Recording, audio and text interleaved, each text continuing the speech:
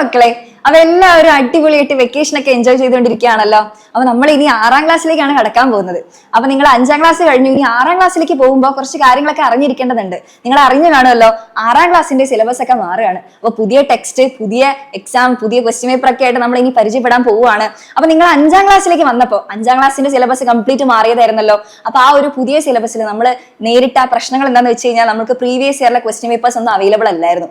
എന്നിട്ട് നമ്മൾ നല്ല എഫേർട്ട് എടുത്ത് ഹാർഡ് വർക്ക് ചെയ്ത് നമ്മൾ നല്ല രീതിയിൽ 5ാം ക്ലാസ് അടിപൊളിയായിട്ട് എക്സാംസ് ഒക്കെ എഴുതി. നമ്മൾ പഠിപ്പിച്ച കാര്യങ്ങളൊക്കെ നിങ്ങൾക്ക് എക്സാമിന് കാണാൻ പറ്റി. നല്ല രീതിയിൽ നമ്മൾ 5ാം ക്ലാസ് സെറ്റ് ആക്കിയിട്ടുണ്ട്. അപ്പൊ അതേപോലത്തെ ഒരു അവസ്ഥയാണ് നമുക്ക് ഇപ്പൊ 6ാം ക്ലാസ്സിൽ വന്നിട്ടുള്ളത്. കംപ്ലീറ്റ് പുതിയ കാര്യങ്ങളാണ് നമുക്ക് പഠിക്കാനുള്ളത്. ഇപ്പൊ പ്രീവിയസ് ഇയറിൽ ഒന്നും നമുക്ക് അവൈലബിൾ അല്ല. അപ്പൊ അങ്ങനെയുള്ള ഒരു സിറ്റുവേഷനിൽ നിങ്ങൾ അടിപൊളിയായിട്ട് ബേസിസ് സെറ്റ് ആക്കണം. ബേസിസ് സ്ട്രോങ് ആക്കിയാൽ മാത്രമാണ് നിങ്ങൾക്ക് 6ാം ക്ലാസ് നല്ല രീതിയിൽ സ്കോർ ചെയ്യാൻ പറ്റുള്ളൂ. അപ്പൊ അതിന് വേണ്ടിയിട്ട് നിങ്ങളെ ഹെൽപ്പ് ചെയ്യാൻ വേണ്ടിയിട്ട് എക്സാമിനർ ഫാമിലി എടുക്കുന്ന അടിപൊളി ബാച്ചാണ് നമ്മുടെ യുവ ബാച്ച്. അപ്പോൾ നിങ്ങൾ യുവ ബാച്ചിൽ ജോയിൻ ചെയ്ത് കഴിഞ്ഞ് കഴിഞ്ഞാൽ ഓരോ ചാപ്റ്ററിന്റെ ലൈവ് ക്ലാസ്സുകളും, ചാപ്റ്റർ വൈസ് വർക്ക്ഷീറ്റ്സും, ചാപ്റ്റർ വൈസ് എക്സാംസും, അതിന്റെ PDF നോട്ട്സും എല്ലാ കാര്യങ്ങളും നമ്മുടെ ബാച്ചിൽ അവൈലബിൾ ആണ്. അപ്പോൾ നിങ്ങൾക്ക് അടിപൊളിയായിട്ട് നമ്മുടെ യുവ ബാച്ചിന്റെ കൂടെ പഠിക്കാം. ഓക്കെ, അപ്പോൾ എല്ലാവരും ഒട്ടും സമയം കളയാതെ പെട്ടെന്ന് തന്നെ അഡ്മിഷൻ എടുക്കുക. അടിപൊളിയായിട്ട് നമുക്ക് പഠിക്കാം.